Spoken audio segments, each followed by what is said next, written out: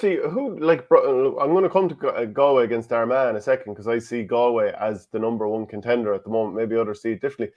Who do you see as the sort of maybe number 1, 2, 3 at this stage?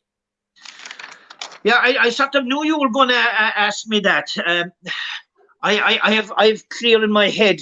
About 4 weeks ago, I sat down and looked at these, and I looked at the subs by Dublin, and they had 7 players that I would have put on the next 3 teams, and that was Galway, Mayo, Kerry.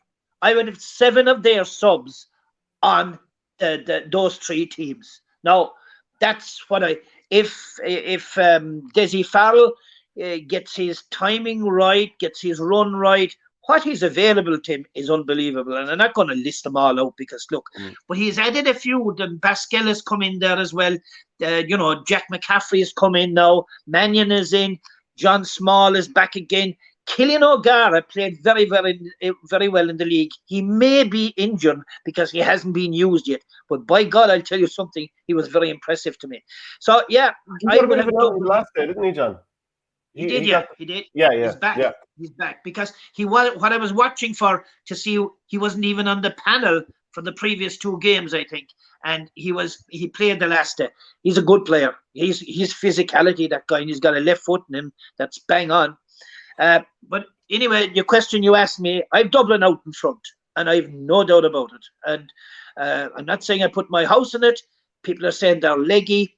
I think it's all about timing. And what's his name? Desi Farrell has been using different sections of the panel. Yes, Galway, I agree with you 100%. Galway have learned a lot. But I don't know. Like, I mean, Frank Burns got sent off between themselves and Tyrone. And Tyrone was still there the whole time, Now, the 3 points that was there at halftime was still the 3 points that was there at the end. Maybe I'm not doing justice to Galway. They certainly have improved immensely. And where I think Galway have improved hugely is their 2 wing forwards have come into it massively. And, to me, the 2 midfields of Paul Conroy and Johnny Maher, and sorry, Matthew Rowan, but I think Peter Cook and Matthew Tierney, the 2 wing forwards, I think these 2 boys have really, really come of age.